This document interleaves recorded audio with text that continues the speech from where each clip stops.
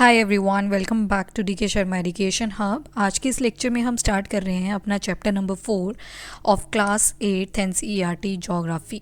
ठीक है, चैप्टर 3 तक हमने कंप्लीट कर लिया था। मैंने एक बेसिक टर्मिनोलॉजीज़ का लेक्चर डाला हुआ है स्पेस टेक पे, एक बार उसको पक्का से देख लेना ताकि जो भी रिसेंट डेवलपमेंट्स होती हैं अंडर साइंस एंड टेक्नोलॉजी वो आपको ईजिली अंडरस्टैंडेबल हो। ठीक है, तो चलो स्टार्ट करते हैं आज का chapter, that is about the industries. तो इंडस्ट्रीज़ होती क्या है? अगर बिल्कुल छोटे से एक एग्जाम्पल से चलें तो हमारे पास एक रॉ मटेरियल होता है। रॉ मटेरियल कहाँ से आएगा? From nature. ठीक है, जैसे कि मान लो कॉटन आई, क्या आई? कॉटन। तो कॉटन कहाँ से आई? From the plant. तो उसको क्या बोलेंगे? Raw material. अब इस रॉ मटेरियल को हम भेजते हैं इंडस्ट्री। क्यों भेजते हैं इंडस्ट्री में? ताकि इसका कपड़ा बन सके। तो यहाँ पे क्या होगी इंडस्ट्री के अंदर? इसकी प्रोसेसिंग। तो प्रोसेसिंग का काम कहाँ पे रहता है? इंडस्ट्री के अंदर। कोई भी चीज़ मैन्युफैक्चर करनी है उसका काम कहाँ पे रहेगा? इंडस्ट्री के अंदर। एंड फाइनली थर्ड स्टेप क्या रहता है आपका? थर्ड स्टेप रहता है जो क्लोथ है वो पूरी तरह से तैयार हो जाएगा। वो किसी भी शेप में हो सकता है, ट्राउज़र हो सकता है, शर्ट हो सकता है। तो ओवरऑल आप क्या देखोगे कि जो भी मैन्युफैक्चरिंग या फिर प्रोसेसिंग का काम रहेगा आपका, वो कहाँ पे आ जाएगा? In industry.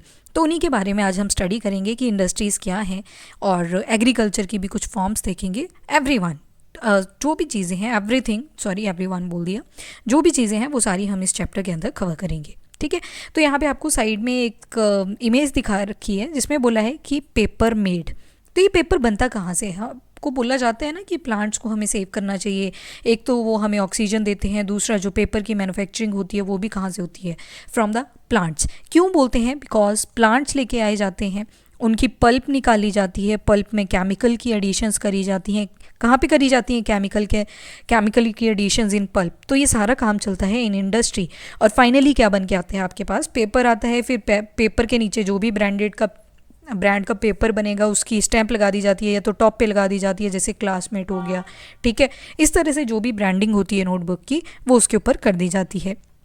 तो अल्टीमेटली आपने क्या देखा? नेचर से हमने क्या लिया? प्लांट लिया। प्लांट की पल्प कहाँ पे थी? तो प्लांट के ऊपर प्रेजेंट थी। तो नेचर से हमने प्लांट को लिया और फाइनली एक इंडस्ट्री में लेके गए उसको, और वहाँ पे हमने आउटपुट में क्या बना के दे दिया? एक पेपर। ठीक है, वैसे ही टिम्बर भी आपका नेचर से मिलता है। तो वो सारी चीज़ें। तो चैप्टर कैसे शुरू होता है कि क्या कभी आपने नोटिस किया, जो बुक आप पढ़ रहे हो, जिसको नोटबुक को आप राइटिंग के लिए यूज़ कर रहे हो, तो वो कैसे आता है? तो it is by the process of manufacturing. कहाँ से शुरू होता है? तो जैसे ही ट्री कट होता है तो उसको फिर फर्दर ट्रांसपोर्ट किया जाता है पल्प मिल में, यानी कि इंडस्ट्री के अंदर। और फाइनली ये जो वुड होती है ट्री की, इनको प्रोसेसिंग करी जाती है एंड इनको फाइनली वुड पल्प के अंदर कन्वर्ट कर दिया जाता है। जो वुड पल्प होती है इसको फर्दर केमिकल्स के साथ मिक्स करा जाता है और फाइनली एक पेपर आपके पास तैयार होके आ जाता है। कहाँ पे हुआ सारा वर्क? तो मैकेनाइजेशन की वजह से, मशीन्स की वजह से। अब ये जो पेपर है, दिस पेपर अब कैसे यूज़ होगा? Found its way to the press, और जहाँ पे इंक बनाई जाएगी with the help of chemicals, और जो लाइंस लगाई जाती हैं इस पेपर के ऊपर, that is with the help of inks. तो अब इंक बनी, then pages were then bound in the form of notebook और पैक कर दी जाती है और मार्केट में भेज दी जाती है फॉर द सेलिंग। तो ओवरऑल क्या बोला गया? आपने नेचर से ट्रीज़ लिए, ट्रीज़ को आपने क्या किया? उसकी पल्प निकाली, पल्प से आपने क्या किया? फर्दर केमिकल ऐड करे, केमिकल ऐड करने के बाद आपके पास एक पेपर तैयार हुआ। फिर आपको रूलर नोटबुक बनानी थी, स्टैंपिंग उसके ऊपर करनी थी, तो आपने एक इंक बनाई again with the help of a chemical, और रूलर नोटबुक आपकी तैयार हो जाती है। उसके बाद आपने उन पेजेस की बाइंडिंग करी और नोटबुक की फॉर्म में उसको कन्वर्ट किया, पैकिंग करी और मार्केट के अंदर भेज दिया फॉर द सेलिंग पर्पस। और फिर आपने वो दुकान में जाके खरीदी, तब जाके आपके पास वो एक नोटबुक पहुंची। तो यू कैन सी कि जो हमारा नेचर है और जितनी भी एंथ्रोपोलॉजिकल एक्टिविटीज़ हैं वो एक कोलैबोरेशन में चलते हैं। ऐसे नहीं है कि एक के बिना दूसरा एग्जिस्ट कर जाएगा। आपने देखा यहाँ पे the importance of nature for the anthropological environment. तो किस तरह से ह्यूमन बींग्स के लिए ये सारी चीज़ें इंपॉर्टेंट है वो यहाँ पे आपने देख लिया। आगे चलते हैं। तो जो ये मैन्युफैक्चरिंग का पर्पस होता है ना, ये सेकेंडरी होता है नेचर में। आपको अगर फर्स्ट लेक्चर याद हो, यानी कि थर्ड वाला चैप्टर याद हो, हमने वहाँ पे कुछ सेक्टर पढ़े थे, primary sector, tertiary sector and secondary sector and tertiary sector. पहले को बोलते हैं प्राइमरी, दूसरे को बोलते हैं सेकेंडरी एंड तीसरे को बोल देते हैं टर्शरी। प्राइमरी में हमने क्या देखा था? रॉ मटेरियल हमारे पास आता है, यानी कि जो नेचर से हमें चीज़ें मिलेंगी, फिर उनकी हमें प्रोसेसिंग करनी होती है या फिर उनसे कुछ हमें मैन्युफैक्चर करना होता है। वो कहाँ पे होता है? सेकेंडरी वाले फेज़ में, जहाँ पे आपकी आ जाती हैं इंडस्ट्री। एंड टर्शरी में हमने देखा था कि यहाँ पे होती हैं सर्विसेज। अब नोटबुक पूरी तरह से तैयार है, शॉप के ऊपर आ चुकी है, अब आपके पास जब वो जाएगी तो that is kind of service, ठीक है। सो प्राइमरी, सेकेंडरी और टर्शरी में अगर देखें तो हमारी इंडस्ट्रीज आ जाती हैं किस में, सेकेंडरी सेक्टर के अंदर, या फिर सेकेंडरी एक्टिविटीज़ जिसको मैन्युफैक्चरिंग सेक्टर भी बोला जाता है। क्यों बोला जाता है, यहाँ पे आप देख रहे हो डिफरेंट प्रोडक्ट्स की मैन्युफैक्चरिंग हो रही है। जो रॉ मटेरियल होता है उसको प्रोडक्ट्स के अंदर चेंज किया जाता है of more value to the people. तो जब एनवायरनमेंट में वो चीज़ प्रेजेंट थी, या फिर आप बोल लो नेचर के अंदर जब वो चीज़ हम देख रहे थे, तो उसकी उतनी ज़्यादा वैल्यू नहीं थी, पर जब उसकी मैन्युफैक्चरिंग करके एक यूजेबल प्रोडक्ट बना दी गई तो उसके अंदर क्या हुआ, एक वैल्यू भी ऐड हो जाती है। As you have seen, pulp was changed into paper and paper into notebook. These represent the two stages of manufacturing process. तो एक पल्प मिल में क्या हुआ, पल्प एक्सट्रैक्ट करी गई फ्रॉम द ट्री, और दूसरे मिल के अंदर क्या किया गया, पेपर बनाया गया by the addition of chemicals to the pulp. तो दो स्टेप्स आपको देखने को मिले। तो paper made from pulp and cloth कहाँ से बनेंगे, फ्रॉम कॉटन। तो कॉटन का प्लांट होता है ना प्रॉपर, कौन सी सॉइल होती है कॉटन के प्लांट के लिए, तो वो होती है आपकी ब्लैक सॉइल, जिसको रेगुर सॉइल भी बोल देते हैं इंडिया के अंदर। ऑल्सो आपकी जो ब्लैक सॉइल होती है वो आपका कॉटन होता है वो एलुवियल सॉइल के ऊपर भी ग्रो कर जाता है, पर जो डोमिनेटिंग होती है वो आपकी ब्लैक सॉइल होती है। इतना याद रखो फॉर नाउ कि ब्लैक सॉइल के ऊपर आपकी कॉटन बहुत अच्छे से ग्रो करती है। तो अब वैल्यू एडिशन कब हुई, तो कॉटन को लाया गया इंडस्ट्री के अंदर, इंडस्ट्री में उसकी मैन्युफैक्चरिंग करी गई into thread like structures, thread से बनाए गए फिनिश्ड प्रोडक्ट जो कि काफ़ी वैल्यूएबल होगी, यूटिलिटी की होगी। रिसोर्स किसको बोल सकते हैं हम, जिसकी कोई वैल्यू होती है, जिसकी कोई यूटिलिटी होती है, यानी कि कोई यूजेबिलिटी होती है। तो रॉ मटेरियल इस तरह से बना, ठीक है, कॉटन से बनाया गया रॉ मटेरियल एंड फाइनली इसको एक फिनिश्ड प्रोडक्ट में कन्वर्ट करा गया। अब इंडस्ट्री क्या होती है, तो it refers to an economic activity that is concerned with the production of goods, या फिर मिनरल ओर से हम किसी चीज़ की एक्सट्रैक्शन कर रहे हैं, प्रोविजन ऑफ सर्विसेज, यानी ये आपकी प्राइमरी, सेकेंडरी, टर्शरी, जो मैन्युफैक्चरिंग वाला हिस्सा आ गया वो आपका सारा का सारा किस में आ जाता है, that comes out in the industry. Thus we have a iron and steel industry. Iron कहाँ से मिला था हमें, पहले आयरन का यूज़ थोड़ी हो रहा था इंडिया के अंदर, उसको देख रहे थे कि हाँ ये कहाँ से लाया जाए, तो आयरन ओर मिल जाता है। आयरन ओर से हमने क्या किया, एक्सट्रैक्शन करके एक प्योर फॉर्म का आयरन निकाला। इसके अंदर हमने और क्या चीज़ें एडिशन कर दी, कार्बन ऐड कर दिया, ठीक है, स्ट्रॉन्शियम वगैरह ऐड कर दिया, ये वैल्यू एडिशन होती है। और फाइनली हमारे पास एक आयरन आएगा जो रेजिस्टेंट होगा टुवर्ड एयर एंड वाटर, तो उससे क्या होगा, रस्टिंग नहीं देखने को मिलती आयरन की। तो आप देख सकते हो कि एक ही चीज़ के ऊपर हमें कितनी बार प्रोसेसिंग करनी पड़ रही है ताकि हमें बेस्ट क्वालिटी की ऐसी प्रोडक्ट निकल के आए जिसकी कोई वैल्यू हो, जिसकी कोई यूटिलिटी हो। यूटिलिटी का मतलब है यूजेबिलिटी। कोल माइनिंग आप सुनते हो, जहाँ पे कोल की एक्सट्रैक्शन करी जाती है। टूरिज्म इंडस्ट्री, टूरिज्म किस में आ जाती है, अंडर सर्विस प्रोवाइडर। टूरिज्म कैसे आ गया सर्विस प्रोवाइडर में, फॉर एग्जांपल आपने डिसाइड किया हम जाएंगे लेक देखने, कहाँ जाएंगे, सिक्किम में, पर आपको वहाँ का टेरेन पता नहीं है। सो आपने क्या किया, एक टूरिस्ट जो गाइड होता है उसको अपॉइंट कर लिया, तो वो आपको क्या करेगा, हेल्प करेगा कि हाँ इस जगह पे ये चीज़ देखने को मिलेगी, वो चीज़ देखने को मिलेगी। सो वहाँ पे क्या प्रोवाइड हो रही है, तो वहाँ पे प्रोवाइड हो रही है सर्विस, ठीक है। देन क्लासिफिकेशन ऑफ इंडस्ट्रीज़, आपकी इंडस्ट्रीज जो हैं वो डिफरेंट फॉर्म्स में क्लासीफाई कर सकते हैं हम, किस किस बेसिस पे, एक तो रॉ मटेरियल के बेसिस पे, दूसरा साइज़ के बेसिस पे, और तीसरा ओनरशिप के बेसिस पे। वन बाय वन देखते हैं क्या क्या इनके रूल्स आते हैं। सबसे पहले देखेंगे रॉ मटेरियल। तो इंडस्ट्री जो होती है वो आपकी किन किन तरह की हो सकती है, डिफरेंट तरह की हो सकती है। कैसी कैसी, जैसे कि एक हो सकती है आपकी एग्रो बेस्ड, ठीक है, दूसरी हो सकती है आपकी मिनरल बेस्ड, तीसरी हो सकती है आपकी मरीन बेस्ड, चौथी हो सकती है रॉ मटेरियल दे यूज़, कौन सा रॉ मटेरियल यूज़ हो रहा है। तो इन सभी के बेसिस पे अगर रॉ मटेरियल तो बता दिया था, इसी ओवरऑल तो यही है। चौथी हो सकती है आपकी फॉरेस्ट बेस्ड। अब देखो नाम में ही हिंट है, एक है एग्रो बेस्ड, एक है मिनरल बेस्ड, एक है मरीन बेस्ड और एक है फॉरेस्ट बेस्ड। रॉ मटेरियल की कैटेगरी में ये सारी आपको मिल जाएंगी। किस में आ जाएंगी ये, रॉ मटेरियल की कैटेगरी में, agro based, mineral based, marine based और फॉरेस्ट बेस्ड। सबसे पहले अगर एग्रो बेस्ड इंडस्ट्रीज़ देखें, एग्रीकल्चर से रिलेटेड आपने सोचना है, तो इसमें प्लांट और एनिमल बेस्ड प्रोडक्ट्स आ जाएंगी, उनका रॉ मटेरियल, मतलब हमें प्लांट या फिर एनिमल से क्या मिलेगा, raw material. Food processing, vegetable oil, cotton textile, dairy products या फिर लेदर इंडस्ट्री, ये सारे किसमें एग्जांपल आ जाते हैं, एग्रो बेस्ड। तो हाइड्स आप बार बार पढ़ रहे हो, हाइड क्या होता है, चमड़ा, कहाँ से आया, फ्रॉम द एनिमल्स। तो ये सारी चीज़ें, ये सारी प्रोडक्ट्स आ जाएंगी एग्रो बेस्ड इंडस्ट्री के अंदर। फिर हम तब से आयरन ओर बोल रहे हैं, ठीक है, आयरन ओर बोल रहे हैं जिससे हमने आयरन एक्सट्रैक्ट किया। तो वो सारे किसमें एग्जाम्पल आ जाएंगे आपके मिनरल बेस्ड इंडस्ट्री के अंदर। तो ये क्या है, प्राइमरी इंडस्ट्री है जिसमें हम मिनरल ओर का यूज़ करते हैं as a raw material.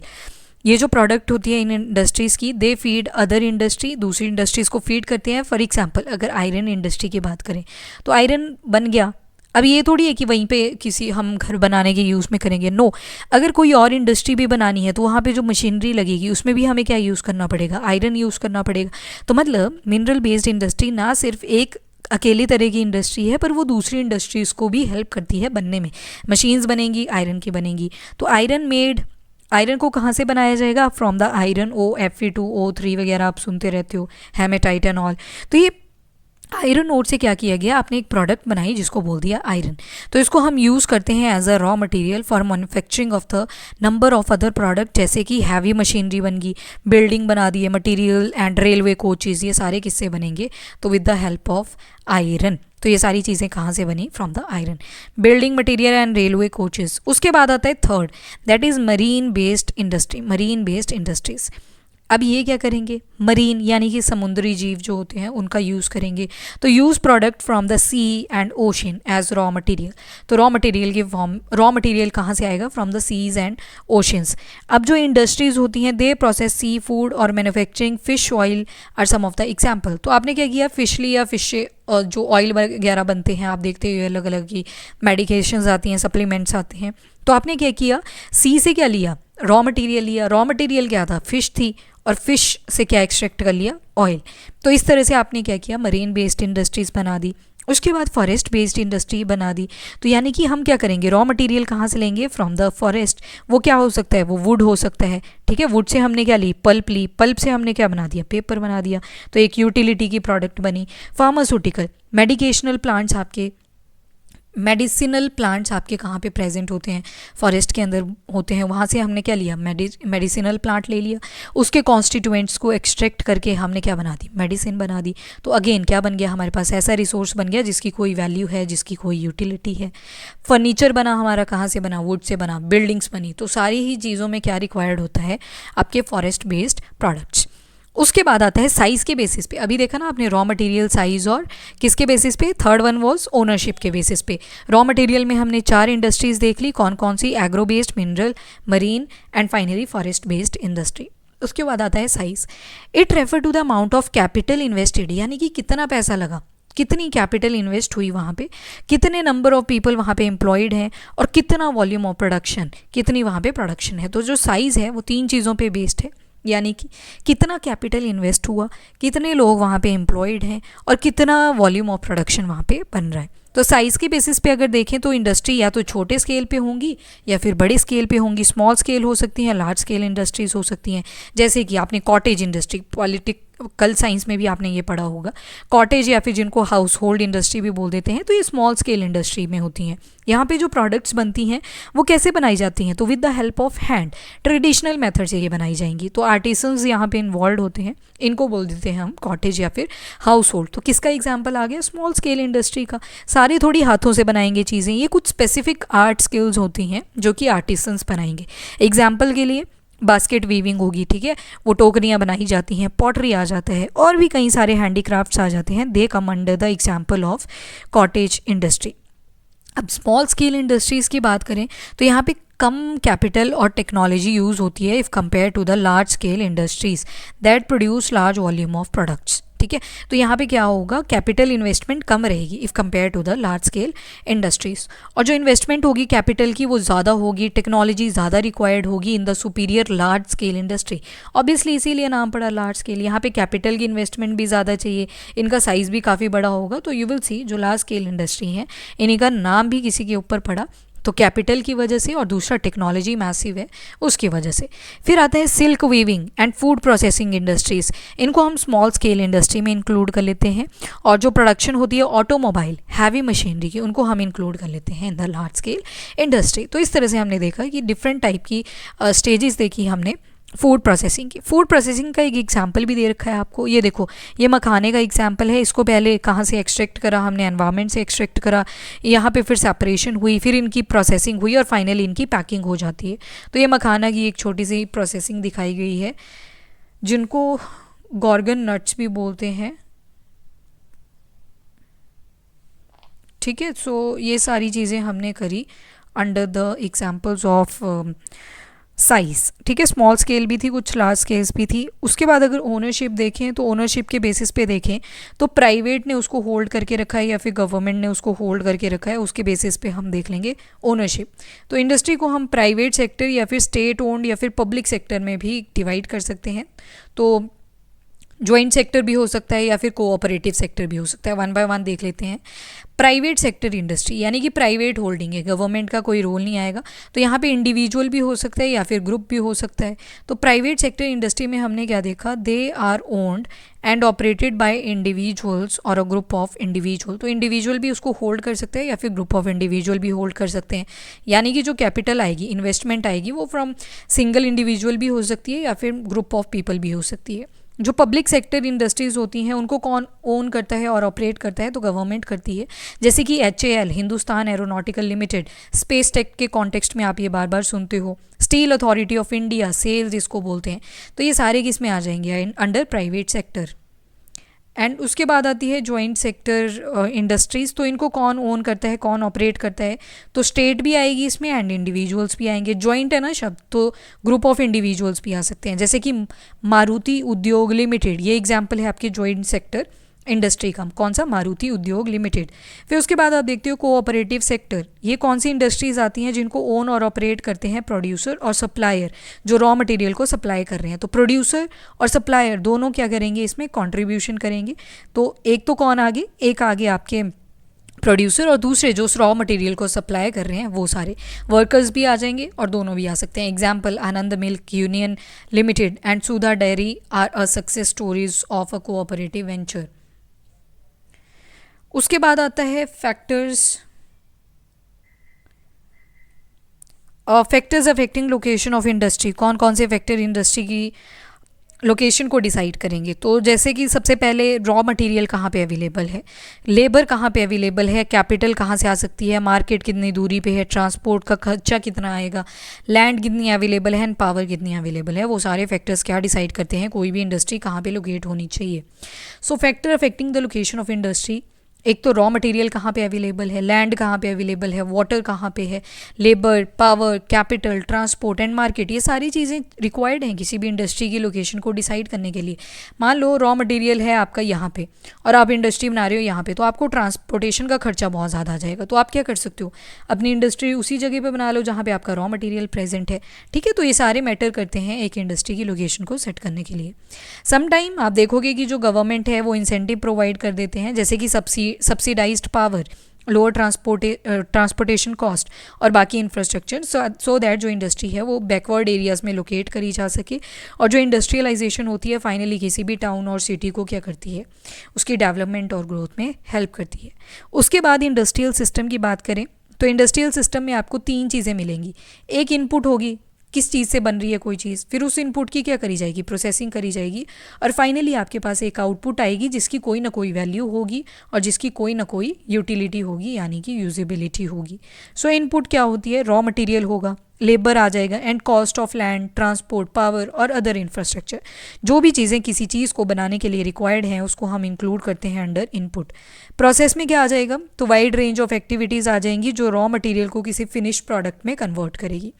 Output क्या होगा, जो भी हमारे पास एंड प्रोडक्ट बन के आएगा जिससे फर्दर इनकम अर्न करी जाएगी। In case of textile industry तो इनपुट क्या आ जाएगा, जैसे टेक्सटाइल इंडस्ट्री है अगर आपकी, तो उसमें इनपुट क्या आ जाएगा, कॉटन आ जाएगा, फिर उसको क्या किया जाएगा, प्रोसेस करा जाएगा एंड फाइनली उससे एक फिनिश्ड प्रोडक्ट निकल के आएगा। और वो फिनिश्ड प्रोडक्ट क्या हो सकता है, क्लोथ, टेक्सटाइल। तो यहाँ पे सारे फैक्टर क्या क्या हुआ, यहाँ पे टेक्सटाइल इंडस्ट्री जब आपने बनाई तो यहाँ पे एक तो इनपुट चाहिए थी, वो कॉटन आ गया, ह्यूमन लेबर भी तो चाहिए ना, फैक्ट्री चाहिए, ये सारे किस में आ जाएंगे, इनपुट में, एंड ट्रांसपोर्टेशन कॉस्ट, ये सारे आगे। प्रोसेसिंग में क्या क्या किया, गिनिंग की, स्पिनिंग की, वीविंग करी। होता क्या है, आपके पास फाइबर आता है, फाइबर से आप बनाते हो यार्न। यार्न से बनता है फैब्रिक, वो जो आपके पास कपड़ा निकल के आया। सबसे पहले यहाँ पे स्पिनिंग हुई, स्पिनिंग के बाद गिनिंग हुई, तो ये सारे स्टेप्स इन्वॉल्व होते हैं एक प्रोसेसिंग के अंदर। और आउटपुट क्या निकल के आती है, तो it's a shirt that you wear, जो आप शर्ट पहन के आ रहे हो, तो गिनिंग के बाद जो फैब्रिक बना वो किससे बनी, शर्ट की, तो वो फाइनल प्रोडक्ट थी जिससे अर्निंग होगी फाइनली, ठीक है। तो वैसे ही इंडस्ट्रियल रीजन्स क्या क्या होते हैं, तो जैसे ही नंबर ऑफ़ इंडस्ट्रीज़ इमर्ज करती हैं तो उसके आसपास के एरियाज़ जो होते हैं उनको भी बेनिफिट मिलता है। जैसे अगर वर्ल्ड के अंदर देखें तो कहाँ कहाँ पे आपको इंडस्ट्रीज़ मिलेंगी, ईस्टर्न नॉर्थ अमेरिका आ गया, then western and central Europe आ जाएगा, ईस्टर्न यूरोप आ जाएगा, ईस्टर्न एशिया आ जाएगा।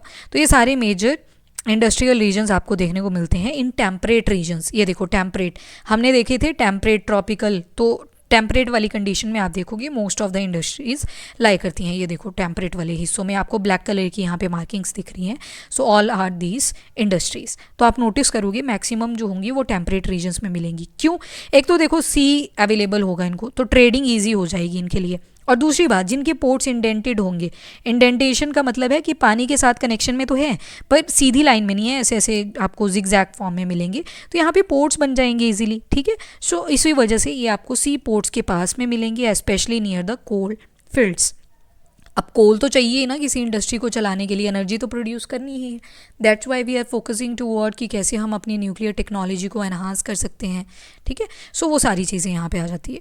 अब इंडिया के अंदर अगर देखें बहुत सारे इंडस्ट्रियल रीजन्स हैं, जैसे कि मुंबई पुणे क्लस्टर आ जाता है, बेंगलोर तमिलनाडु आ जाता है, Hooghly region, Ahmedabad Baroda region, Chota Nagpur industrial belt, Visakhapatnam Guntur belt, Gurgaon Delhi Meerut region and the Kollam Thiruvananthapuram industrial clusters. तो ये सारे हमें इंडिया के अंदर मिल जाते हैं। बहुत सारे इंडस्ट्रियल डिजास्टर भी देखने को मिलते हैं। ऑन 3 दिसंबर 1984 आपने भोपाल गैस ट्रेजेडी के बारे में सुना था। इतनी ज़्यादा हार्मफुल गैस प्रोड्यूस हुई, मिथाइल आइसोसाइनेट, यहाँ पे लिखा हुआ है मिथाइल आइसोसाइनेट। ये एक इंसेक्टिसाइड बनाती थी इंडस्ट्री। इंसेक्टिसाइड जब बन रहे थे तो क्या हुआ, लीकेज होगी और MIC यहाँ से गैस रिलीज हुई along with the hydrogen cyanide HCNB जिसको बोलते हैं, प्लस मिथाइल आइसोसाइनाइड। इन दोनों की वजह से क्या हुआ था, बहुत सारे लोगों की डेथ होगी 3598 के आसपास। और जो फैक्ट्री थी उसका नाम था यूनियन कार्बाइड, कोरियन एक फैक्ट्री थी ये। बहुत सारे लोग सर्वाइव भी कर गए, पर बहुत सारे एलमेंट्स यानी कि डिसऑर्डर अभी भी उनको देखने को मिलते हैं। एक और इंसिडेंट अगर देखें तो 23 दिसंबर 2005 का है। तो ये चाइना के अंदर मिला, गाओ कियाओ के अंदर, शोंगिंग चाइना। तो यहाँ पे 243 पीपल की डेथ हो जाती है, 9000 इंजर हो जाते हैं, 64,000 को इवैक्यूएट कर दिया गया। तो अब कैसे ये रिस्क जो है उनको रिड्यूस करा जा सकता है, कैसे कैसे मेजर्स लेने पड़ते हैं, वो सारी चीज़ें देख लो। तो जितनी भी डेंसली पॉपुलेटेड एरिया हैं, एक तो पहले इंडस्ट्री उनसे दूरी बनाई जाए, और अगर बना दी है इंडस्ट्री नज़दीक में तो फिर लोग अवेयर होने चाहिए कि क्या क्या कॉन्सिक्वेंसेस इन इंडस्ट्री से हमें देखने को मिल सकते हैं। तो उस तरह से इन रिस्क को टैकल किया जा सकता है। तो उनको पता होना चाहिए कि यहाँ पे टॉक्सिन स्टोर है, और साथ में जो इंडस्ट्री वाले लोग होंगे जो उस जगह को इंसेंटिवाइज कर रहे हैं, उनको पता होना चाहिए हमारे पास यहाँ पे टॉक्सिन्स बने हुए हैं, तो इनकी लीकेज ना हो, सेफ्टी का काम उनके पास पूरा रहना चाहिए।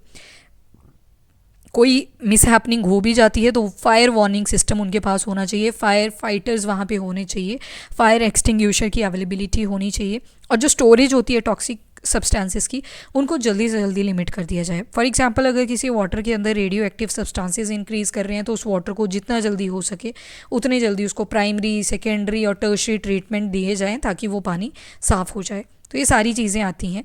Pollution dispersion quality in the industry should be improve. तो इन सभी चीज़ों का ध्यान रखना चाहिए in order to tackle these industrial prone areas. उसके बाद आता है डिस्ट्रीब्यूशन ऑफ मेजर इंडस्ट्रीज़। तो मेजर इंडस्ट्रीज़ कहाँ कहाँ पे डिस्ट्रीब्यूटेड हैं वो सारी चीज़ें देखें। वर्ल्ड की जो मेजर इंडस्ट्रीज़ हैं they are iron and steel industry, एक आयरन आ जाती है, दूसरी स्टील की इंडस्ट्री आ जाती है। देन टेक्सटाइल इंडस्ट्री आती है, द टेक्सटाइल इंडस्ट्री, और इंफॉर्मेशन टेक्नोलॉजी इंडस्ट्री आ जाती है। Iron and steel, textile industry, ये तो काफ़ी पुरानी इंडस्ट्रीज़ में मिलती हैं आपको, पर अभी कौन सी इमर्ज कर रही है, तो हमारे टर्शरी सेक्टर वाली, that is the IT industry. अब जैसे कंट्रीज़ हैं जिनमें आयरन और स्टील इंडस्ट्री लोकेटेड है, वो है Germany, USA, China, Japan, Russia. Textile industry की बात करें तो सबसे पहले तो अपना India, then Hong Kong, South Korea, Japan and Taiwan. Major hubs देखें IT सेक्टर के तो कहाँ कहाँ पे, एक तो सिलिकॉन वैली मिलती है हमें सेंट्रल कैलिफोर्निया USA के अंदर, बेंगलुरु रीजन हमारे इंडिया के अंदर सिलिकॉन सिटी किसको बोलते हैं, बैंगलोर को ही बोलते हैं। तो ये सारी कहाँ पे है, इंडिया के अंदर। तो जितनी भी आपकी इमर्जिंग इंडस्ट्रीज़ हैं उनको सनराइज इंडस्ट्रीज़ भी बोला जाता है। इसमें आईटी आ जाता है, वेलनेस, हॉस्पिटैलिटी एंड नॉलेज, ये सारी इसमें इंक्लूडेड है। उसके बाद अगर देखें तो हमारे पास आता है iron and steel industry. Iron and steel industries की अगर बात करें तो लाइक अदर इंडस्ट्री, आयरन और स्टील इंडस्ट्री जो है इनमें बहुत सारी इनपुट लगती है, प्रोसेसिंग होती है, फाइनली आउटपुट निकल के आती है।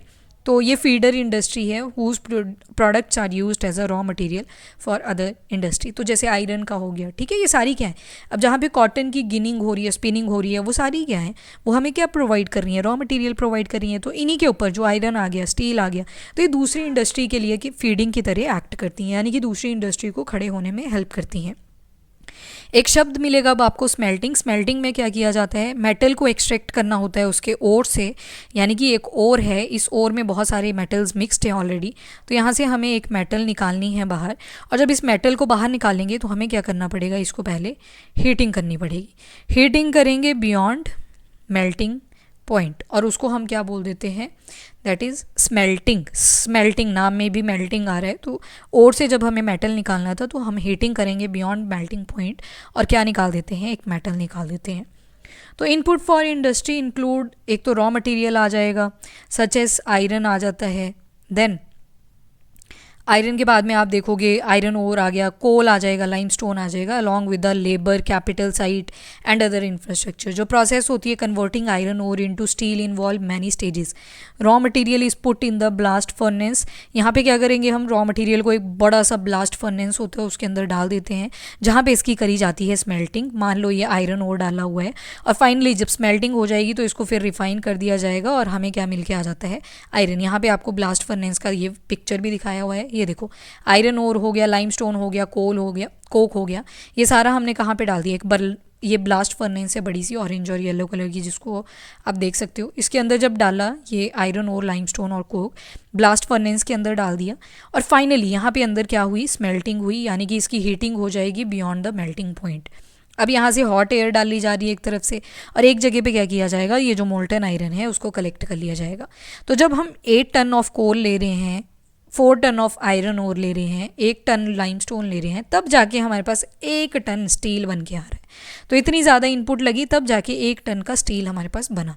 तो यू कैन सी यहाँ पे जो मैन्युफैक्चरिंग है स्टील की वो किसकी हेल्प से बनी, एक तो कोल चाहिए था एनर्जी प्रोडक्शन के लिए, आयरन ओर और लाइमस्टोन चाहिए था फॉर मेकिंग द स्टील।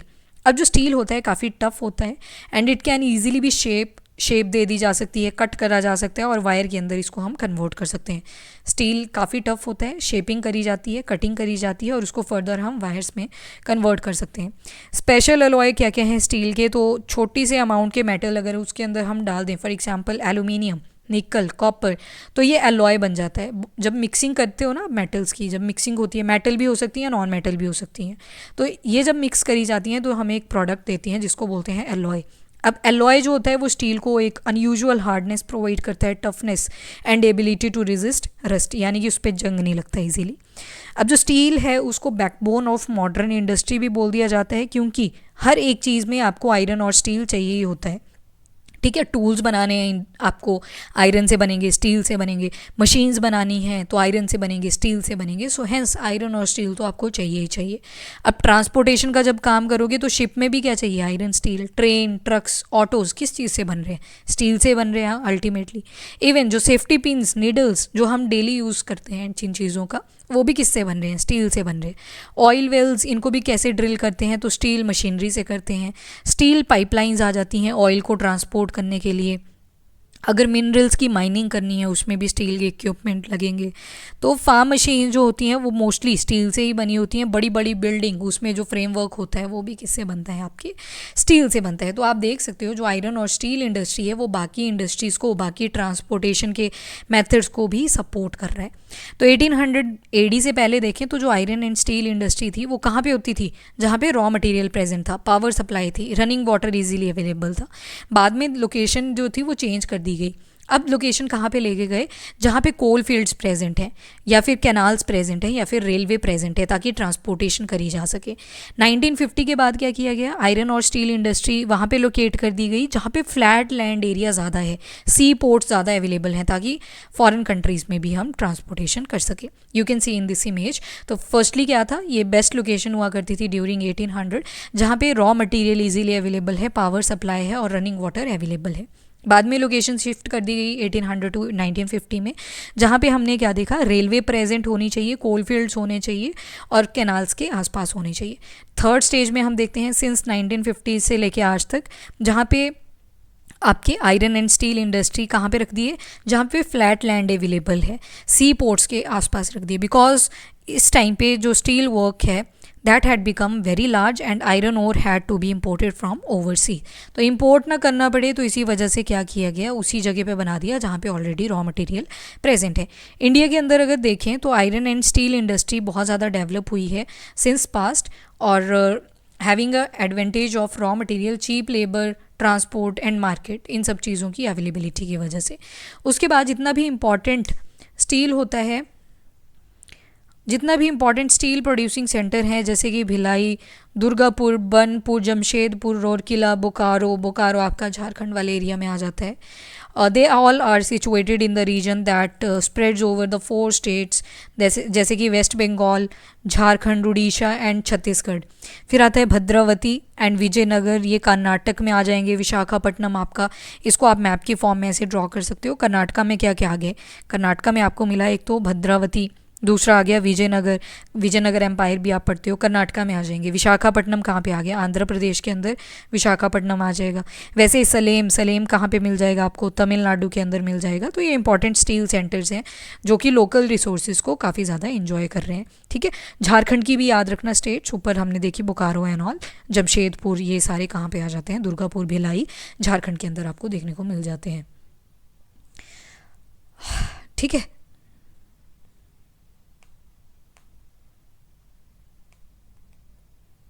चलो उसके बाद जमशेदपुर की बात करेंगे, which is located in Jharkhand. J for Jamshedpur, J for Jharkhand.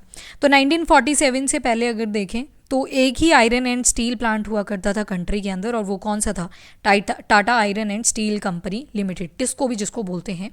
तो क्या बोलते थे इसको, Tata iron and steel company limited. ये प्राइवेटली ओन था, यानी कि यहाँ पे गवर्नमेंट का कोई रोल नहीं था। एंड आफ्टर इंडिपेंडेंस गवर्नमेंट ने इनिशिएटिव लिया to setup a several iron and steel plant, TISCO, Tata iron and steel company limited जिसको बोला गया। 1907 में ये स्टार्ट हुई थी एट सक्ची, जो कि रिवर, 2 रिवर्स हैं, एक है सुवर्णरेखा और दूसरी है खारकाई, झारखंड के पास में। ये देखो इसका यहाँ पे पूरा बताया हुआ है, ये देखो सुवर्णरेखा और खारकाई रिवर, इनके कन्फ्लुएंस पे ये बनाया गया था टिस्को 1907 के अंदर। झारखंड में ये दोनों rivers later on Sakchi was named as Jamshedpur. बाद में ये जो सक्ची एरिया था इसी को क्या नाम दे दिया गया था, जमशेदपुर। और जोग्राफिकली अगर देखें तो जमशेदपुर काफ़ी ज़्यादा एक कन्वीनियंट प्लेस मान सकते हैं for the iron and steel industry के लिए। हम कैसे मान सकते हैं, बिकॉज ऑफ इट्स लोकेशन। क्या लोकेशन है, सक्ची यानी कि जो आज का जमशेदपुर वाला पार्ट है, इसको क्यों चूज़ किया गया, it was setup to the steel plant for several reasons. एक 32 किलोमीटर ही दूरी पे था from the Kalimati station on the Bengal Nagpur railway line के पास से। तो 32 किलोमीटर की दूरी पे हमें फ्रीट मिल जाएगी, ट्रेन मिल जाएगी, तो ट्रांसपोर्टेशन इजी हो जाएगा। दूसरा, आयरन ओर के पास में था, कोल भी नज़दीक में था, मैंगनीज के डिपॉजिट भी बहुत नियर बाय थे इसके, as well as Kolkata which provided a large market. और साइड में आप देखोगे झारखंड से आप थोड़ा सा आगे जाओगे तो वहाँ पर वेस्ट बंगाल भी था, तो वेस्ट बंगाल के साथ काफ़ी अच्छे ट्रेडिंग रिलेशन हमें झारखंड के मिल जाएंगे। ठीक है, तो वहाँ पे हमें क्या मिला, वेस्ट बंगाल में हमें मार्केट मिल जाती है। तो इस तरह से हम बोल सकते हैं ये जो जमशेदपुर चुना गया था, रिवर वहाँ पे अवेलेबल है, रेलवे स्टेशन वहाँ पे ऑलरेडी अवेलेबल है 32 किलोमीटर की दूरी पे, सो हम ट्रांसपोर्टेशन इजीली कर सकते हैं। उसके बाद आ जाता है टिस्को जो कोल था वो कहाँ से लेता था, from the Jharia coal fields. Iron और लाइमस्टोन और डोलोमाइट, मैंगनीज, ये उड़ीसा से आ जाया करते थे और छत्तीसगढ़ से आ जाया करते थे। ठीक है। सो इस तरह से इन्होंने अपनी जगह ये डिसाइड करी। खारखाई और जो सुवर्णरेखा रिवर्स हैं, सुवर्णरेखा ये रिवर्स हैं, तो यहाँ से वाटर सप्लाई चलती रही। गवर्नमेंट के इनिशिएटिव देखें तो they provide adequate capital for its later development. Jamshedpur के अंदर देखें तो सेवरल अदर इंडस्ट्रियल प्लांट्स अगर देखें तो they were setup after TISCO. TISCO के बाद ही बहुत सारे इंडस्ट्रियल सेटअप्स वहाँ पे लगने लगे, तो वहाँ पे फिर केमिकल्स प्रोड्यूस हुए, लोकोमोटिव पार्ट्स यानी कि ऑटोमोबाइल्स के अंदर जो भी पार्ट्स यूज़ होते हैं, and then agricultural equipment, machinery, tin plate, cable and wire, ये सारी चीज़ें यहाँ पे बनने लगी। With the help of an atlas identify some iron and steel industry in India. तो ये एटलस के ऊपर आप चेकआउट कर सकते हो, आपके पास जो बुक्स आती हैं ओरियन और आपकी ऑक्सफोर्ड वगैरह की, तो वो सारी चीज़ें यहाँ से आप देख सकते हो। तो डेवलपमेंट देखेंगे पहले तो आयरन एंड स्टील इंडस्ट्री की, तो इससे क्या हुआ, रैपिड इंडस्ट्रियल डेवलपमेंट हो जाती है शुरू इन इंडिया के अंदर। जितने भी सेक्टर थे इंडियन इंडस्ट्री के वो डिपेंडेंट हैं heavily on the iron and steel industry. जो उनका बेसिक इंफ्रास्ट्रक्चर है वो आयरन एंड स्टील से ही बनता है। Indian iron and steel industry देखें तो बहुत ज़्यादा इंटीग्रेटेड स्टील प्लांट है as a mini steel mills. इससे और फर्दर क्या देखते हैं हम, तो secondary producers, rolling mills and ancillary industries ये भी इसके ऊपर स्टैंड बाय होती हैं। यहाँ पे यूनाइटेड स्टेट ऑफ अमेरिका की एक इंपॉर्टेंट स्टील सिटी के बारे में अब बात करी जाएगी, that is Pittsburgh. Important steel city है यूनाइटेड स्टेट ऑफ अमेरिका के अंदर। ये जो स्टील इंडस्ट्री है पिट्सबर्ग की, तो इसकी भी लोकेशनल एडवांटेजेस बहुत ज़्यादा हैं। जो ज़्यादातर रॉ मटेरियल है जैसे कि कोल, तो वो लोकली अवेलेबल है। आयरन ओर जो होता है that comes from the iron mines at the Minnesota से आती हैं about 1500 kilometre from Pittsburgh. Between these mines and Pittsburgh is one of the world's best route for shipping और cheaply. तो famous Great Lakes आप देखते हो, 5 great lakes आपको मिलती हैं, उनको याद रख सकते हो आप होम से। होम से कैसे, H for Huron, O for आपका Ontario, M for Michigan, E for Erie. यहाँ पे ना इसकी एरी की स्पेलिंग याद रखना, ERIE। एक आयरी भी है, वो आपकी ऑस्ट्रेलिया में है, तो उससे कन्फ्यूज़न होता है बहुत बार। सो ये है एरी, ये कहाँ पे आ जाती है आपके ग्रेट लेक ऑफ USA में। And S for superior. ये सारी लेक्स यहाँ पे अवेलेबल हैं, तो इसी वजह से पिट्सबर्ग को काफ़ी ज़्यादा एडवांटेज मिल जाती है। ट्रेन्स क्या कर रही हैं, they carry the ore from the Great Lakes to the Pittsburgh area. Ohio and Monongahela and Allegheny, ये रिवर्स हैं कुछ जो कि वाटर सप्लाई वहाँ पे प्रोवाइड कर देती हैं इस एरिया को, पिट्सबर्ग को। तो आज के टाइम पे अगर देखें तो बहुत ऐसी लार्ज स्केल मिल्स हैं जो कि पिट्सबर्ग के अंदर ही हैं और ये वैलीज़ के अंदर लोकेटेड हैं, जैसे कि मोनोगहेला एंड एलिगेला रिवर्स, तो यहाँ पे लोकेटेड है above the Pittsburgh and OYO river के नीचे, इन दोनों वैलीज़ के ऊपर। एंड ये जो रिवर जा रही है आपकी ओयो रिवर, इसके बिल्कुल नीचे। Finish steel is transported to the market by both land and water routes. तो लैंड से भी और वाटर से भी, दोनों रूट से इसको लेके जाया जाता है। और उसके बाद अगर पिट्सबर्ग एरिया की बात करें तो बहुत सारी फैक्ट्रीज़ हैं यहाँ पे other than steel mills. These use steel as their raw material to make many different products, जैसे कि railroad equipment, heavy machinery और रेलवेज़। तो इस तरह से आपका ये चैप्टर हो जाता है कंप्लीट। यहाँ पे आपको कुछ एग्जांपल्स बोले गए हैं ऐड ऑन करने के लिए, जैसे रॉ मटेरियल है कॉटन, क्या निकल के आएगा, फिनिश प्रोडक्ट लिखो क्लोथ्स। तो इस तरह से आप इनको मेंशन कर सकते हो। तो यहाँ पे रॉ मटेरियल पूछा है, अच्छा यहाँ नीचे की तरफ को भरना था ये, एनीवेज। तो यहाँ पे आपने अगर कॉटन लिखा है तो इसका क्या बन जाएगा, क्लोथ। यहाँ पे आयरन और लिखोगे रॉ मटेरियल, तो क्या निकल के आएगा, आयरन। ठीक है, इस तरह से आप फिल कर सकते हो। एग्रो बेस्ड इंडस्ट्री में हमने क्या देखा था, प्लांट्स थे और एनिमल्स थे। टर्शरी एक्टिविटी में हमने क्या देखा था, IT सेक्टर आ गया, ट्रांसपोर्टेशन आ गया, ये सारा क्या प्रोवाइड कर रहा था, सर्विस। कॉटेज इंडस्ट्री में हमने क्या देखे थे, आर्टिसंस, जो किस काम में इन्वॉल्व हैं, आपके हैंडीक्राफ्ट वगैरह जो हो गए वो सारे किस में आ जाते हैं, आपके कॉटेज इंडस्ट्री में। कोऑपरेटिव में आपने देखा था Anand milk dairy and Sudha dairy. ठीक है, तो ये सारे किस में आ गए, आपके इन रिस्पेक्टिव एग्जाम्पल्स में आ जाते हैं। इसी के साथ आपका होता है चैप्टर नंबर 4 कंप्लीट ज्योग्राफी का। अभी हम देखेंगे chapter number 5 in the next video. Till then bye bye, take care, thank you and have a nice day. If you like the video, do like and share, also subscribe my channel. Thank you everyone. And space tech का video पक्का से देख लेना, it is going to help you a lot in your space tech, that is science and tech वाला part. Thank you everyone, have a nice day.